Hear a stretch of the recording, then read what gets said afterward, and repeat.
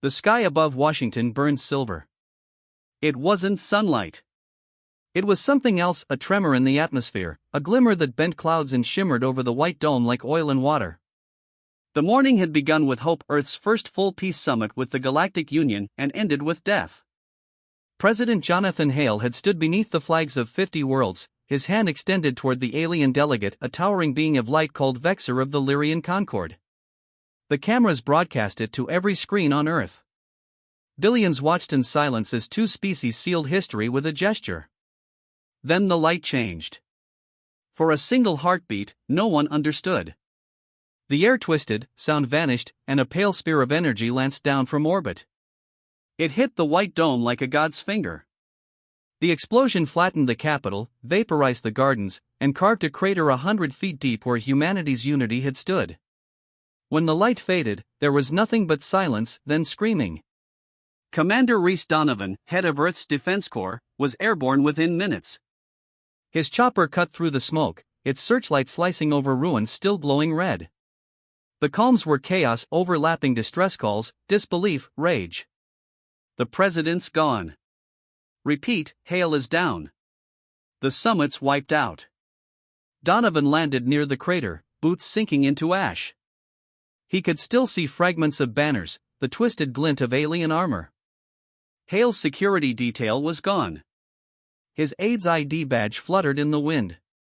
He stared at the horizon, jaw tight. Who did this? No answer. Then faint, distorted, a transmission crackled through static. Lyrian fleet, orbiting, they fired first. The words froze the world. By nightfall, the Global Defense Council convened in the underground bunkers of Colorado Command.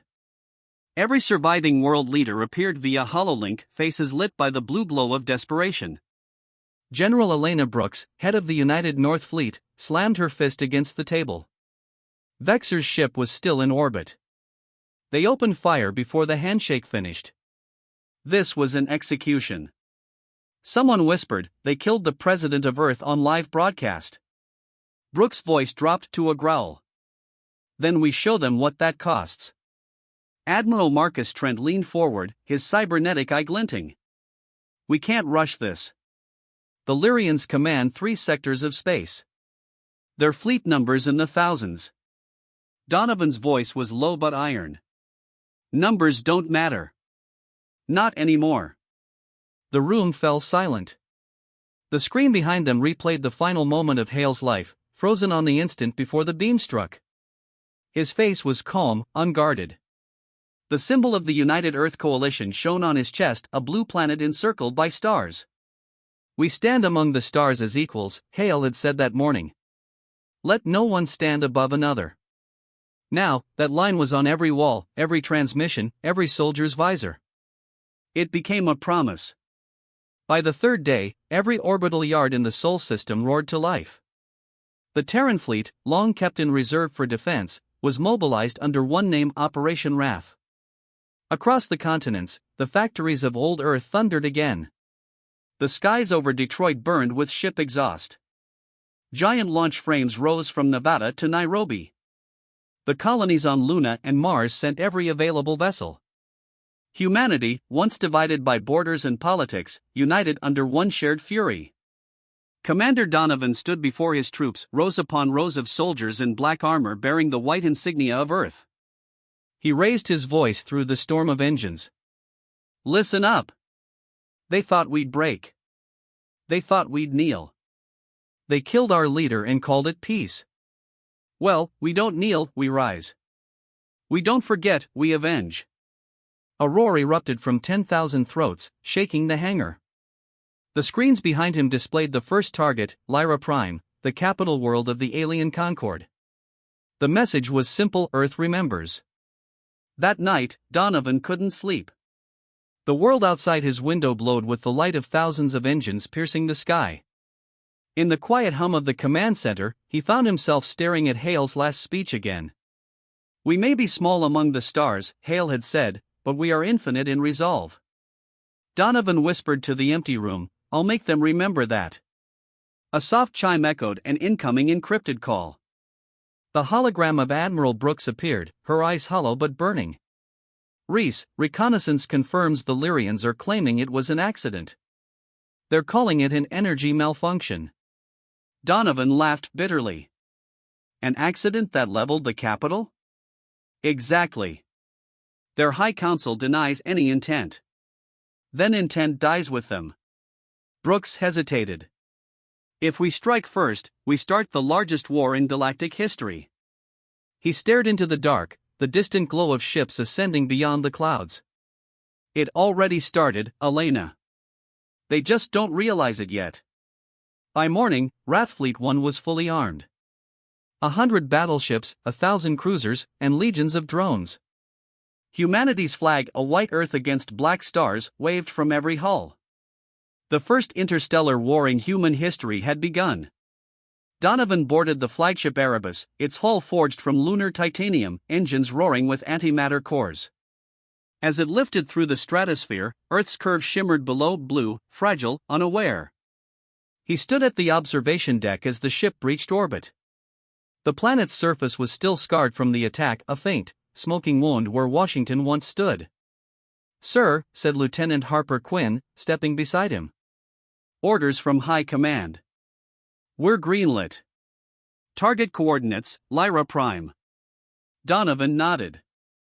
"Broadcast it." Moments later, every ship in orbit received the signal, the voice of a single man carrying the fury of billions. "To all units, this is Commander Reese Donovan of the United Earth Defense Fleet. The Galactic Union murdered our president, our peace, our trust. They wanted to show us our place. Now, we'll show them what it means to challenge humanity. Engage jump drives. Operation Wrath begins." The stars ahead warped, twisted, and then tore open as the fleet entered fold space. The hum of the engines grew to a thunder. Space bent around them. In an instant, the sky stretched and vanished. The Earth disappeared behind them. And mankind's vengeance streaked toward TH. Fold space unfolded like shattered glass. The fleet emerged into the Lyrian sector, a sky of violet gas and twin suns burning cold above the alien capital, Lyra Prime. Beneath them, a world of silver oceans and crystalline towers gleamed, beautiful, serene, unaware that judgment had come. Commander Reese Donovan stood at the command bridge of Erebus, the flagship of humanity's wrath. Around him, officers worked in grim silence, faces illuminated by the blue glow of holoscreens. Every radar pulse, every energy spike, every life signal was tracked. "Report," Donovan ordered. "Fleet formation stable," Lieutenant Harper Quinn replied. "All jump transitions complete. No losses." "Enemy response?" "None yet, sir." "They're still transmitting diplomatic hails. They think we're here to negotiate." Donovan's jaw hardened. "Then they haven't seen what they started." He stepped closer to the viewport.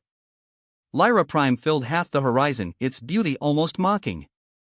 The same world whose emissary had smiled while vaporizing Earth's leader. His hands clenched behind his back. "Patch me through to the fleet." The comm channel opened, a low hum that carried across hundreds of ships.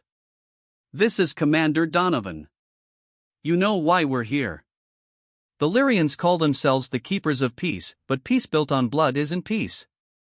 It's slavery. They struck first. We answer now. No half measures. No retreat. For Earth. For hail." The fleet's reply came as a thunder of roars, overlapping calm bursts, and one unified phrase. "For hail. For Earth." The first salvo hit Lyra Prime's orbital defense grid 20 minutes later. Human dreadnoughts opened fire in synchronized waves, rail cannons glowing white-hot, plasma shells burning like miniature suns. Lyrian defense satellites erupted in blooms of light. Within seconds, the serene world above was wrapped in fire. From orbit, the Lyrians scrambled. Their silver ships' elegant crescents of energy and light rose from the atmosphere like a swarm of shards. They outnumbered the humans 2-1. Admiral Elena Brooks, commanding from the carrier Atlas, cut through the combs. "Incoming formation, flanking from Vector 7. Lock phasers. Launch interceptors. Launch all wings," Donovan commanded. I want the skies filled. The hangar decks of Erebus split open, spewing waves of Terran fighters, sleek black craft with glowing blue cores. They sliced into the void, weaving through fire trails, targeting the alien ships. The space around Lyra Prime became a storm.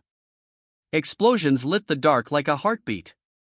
Thousands of lives, human and Lyrian, blinked out every second. The soundless war raged across vacuum and metal. In the chaos, Lieutenant Quinn's console beeped frantically. "Sir, we're getting transmissions from the surface Lyrian civilians.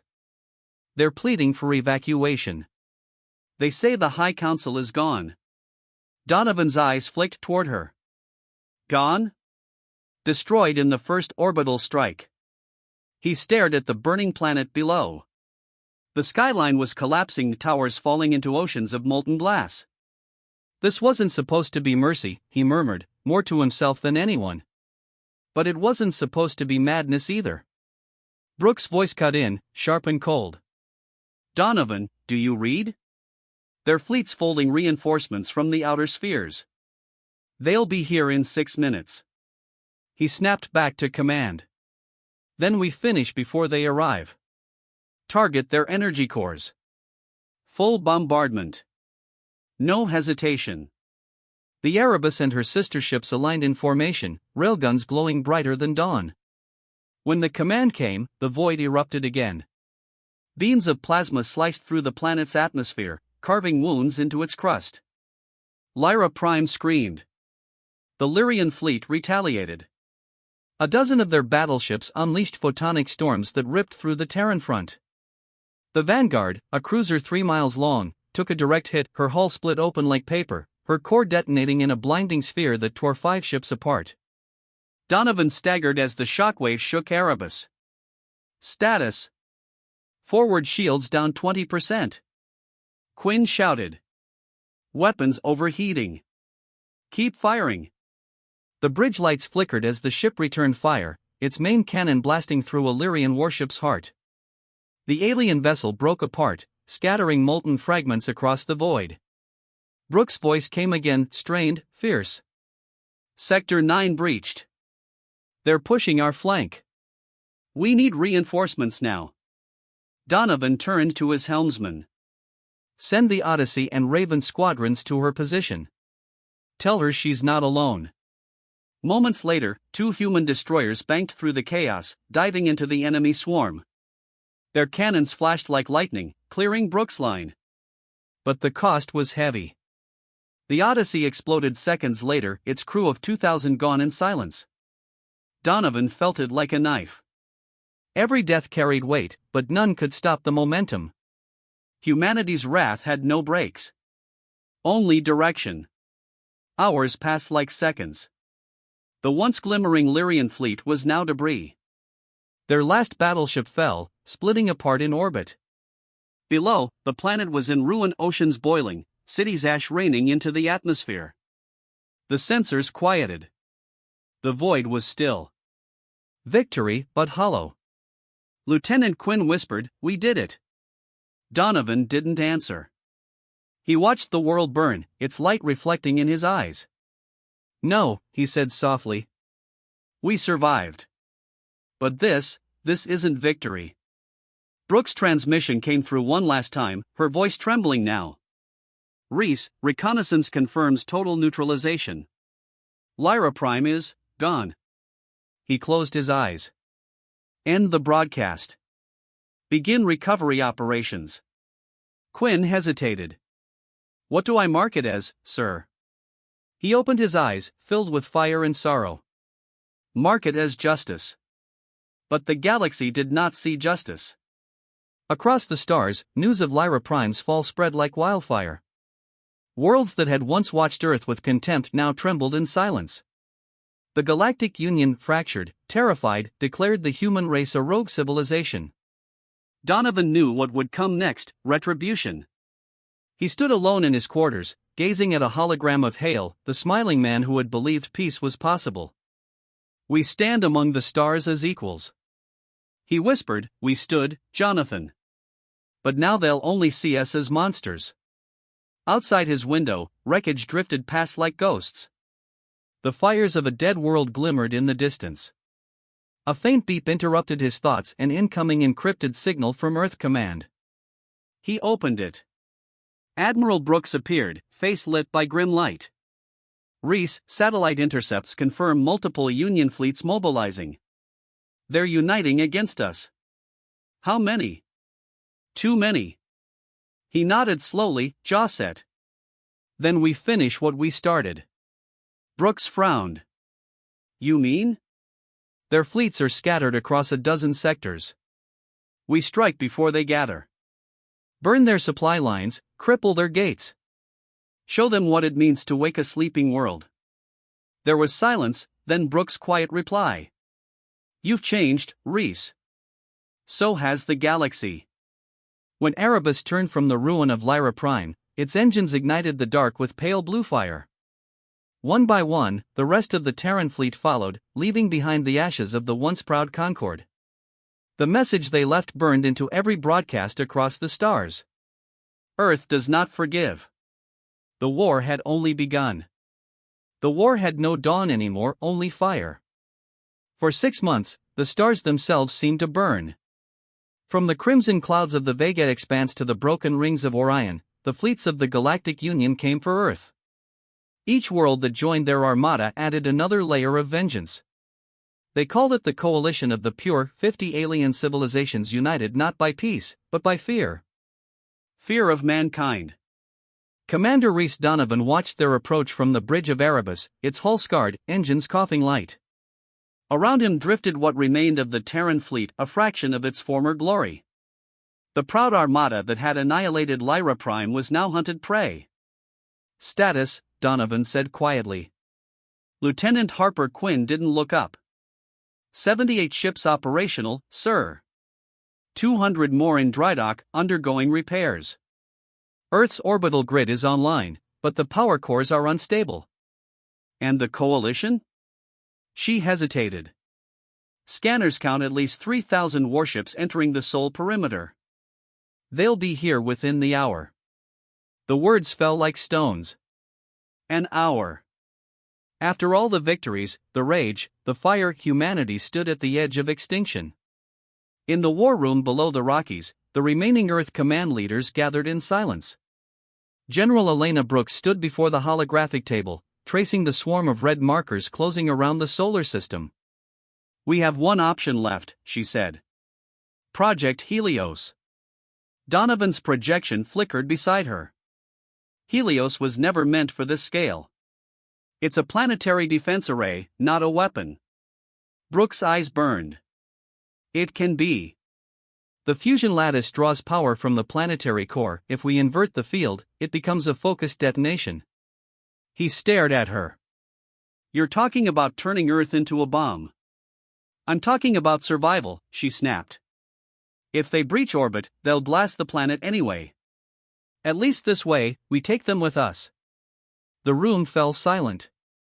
No one breathed. Even through the static of transmission, Donovan could hear the hum of power systems beneath the surface, the slow awakening of something monstrous. After a long pause, he said, prepare the lattice. But only as a last resort. Brooks nodded grimly. You'll need to buy us time. He gave a thin smile. I was already planning to. Hours later, the void above Earth was filled with ships. The coalition armada arrived like a storm, endless ranks of silver and gold, engines blazing blue. Their combined power eclipsed the sun. The fleet of Earth rose to meet them. From orbit, the homeworld looked small, a blue gem beneath the shadow of war. On its surface, cities flickered with evacuation lights. Billions watched from bunkers, from towers, from fields. They could see the alien fleet glittering against the night sky. Every screen broadcast the same signal, Commander Donovan's final address. This is Reese Donovan of the Terran Defense Fleet. You came here to end humanity. To erase our name. But know this, we have already outlived your fear. We have stood through extinction before, and we will again. Earth is not a world. It's a promise. You want to break it? Come try. And then he gave the order. All units, fire. The stars became white. Railguns thundered, missile streaks crisscrossed the void, plasma beams carved through alien ranks. Erebus led the charge, its engines burning brighter than any before. Dozens of Terran ships fell within minutes, but for every one destroyed, 2 coalition cruisers followed. The void became chaos, fragments of ships tumbling like meteors, debris turning into rings around the planet. The war that had begun with a single betrayal now consumed half the galaxy. Inside Erebus, the decks shook with every impact. The bridge filled with smoke and alarms. Lieutenant Quinn's console exploded in sparks. "Shields failing," she shouted. "Hull breaches on decks 5 through 9. Donovan grabbed the railing as the ship lurched. "Divert power from life support. We're not dying quiet." Brooke's voice crackled over comms. She was planetside, deep under the Rockies. "Reese, they've broken the outer line. 10 minutes till orbital entry." "Then light the sky," he said. "Whatever happens, make sure they remember Earth." The alien flagship loomed ahead, the Seraph's Crown, a fortress larger than a continent. Its core weapon glowed like a miniature star, charging for the final strike. Donovan stared at it, the thing that would end his world. "Lock main cannon," he ordered. Quinn turned to him, blood streaked across her forehead. "Sir, the core's unstable. If we fire, it'll overload." He met her gaze. "Then it's a good death." The ship's reactor roared as the Erebus turned toward the Crown. The main railgun charged, light bending around its barrel. "For hail," Donovan whispered. "For Earth." The Erebus fired. A blinding lance of energy tore through the dark, piercing the alien flagship dead center. For a heartbeat, the void was silent. Then the Crown detonated, a sun blooming in the night. The shockwave ripped through half the Coalition armada, sending vessels spinning into one another. Fire and metal rained across the heavens. But the blast also tore through Erebus. The hull split apart, alarms screamed, and the bridge erupted in flame. Donovan was thrown to the ground, vision fading. He could hear Quinn shouting his name, could feel the gravity failing. Through the shattered viewport, he saw Earth, still blue, still shining. He smiled weakly. "Beautiful, isn't it?" The ship was dying. Systems failing, reactors melting down. Yet through the static, a final transmission reached him, Brooke's voice, calm, resolute. "Reese, we're activating Helios." His eyes widened. "No. There's no time. Thank you for giving us a chance." He tried to respond, but the comm cut out. Below, Earth's crust began to glow. In the depths beneath the Rockies, the Helios array came alive. A sphere of light the size of a mountain pulsed at its core, white fire drawn from the planet's own heart. Brooks stood before the control console, hands trembling. "Confirm final authorization," the AI intoned. She whispered, "For humanity." The light expanded, swallowing the chamber. Then the world exploded. A wave of pure energy rippled through space, vaporizing the Coalition fleet in an instant. Every ship, every weapon, every trace of the invaders vanished in the brilliance. Even the wreckage of Erebus was caught in the surge, consumed in silence. From the edges of the galaxy, telescopes recorded the flash. A new star had appeared where Earth once was. Centuries later, in a quiet corner of the Perseus Rim, an alien explorer found a piece of blackened hull drifting through the void. On its surface, scorched but still legible, were words written in Terran script. "We were here." The historians of the galaxy would speak of it in whispers, the day the humans vanished. Some said they destroyed themselves in fury. Others believed they transcended, becoming part of the very light that had consumed them. But among the stars, one truth endured. When the galaxy killed Earth's leader, mankind's wrath burned until nothing remained, not mercy, not fear, not even the stars themselves. And somewhere, beyond the silence, the universe remembered the name of the world that once stood unbroken. Earth.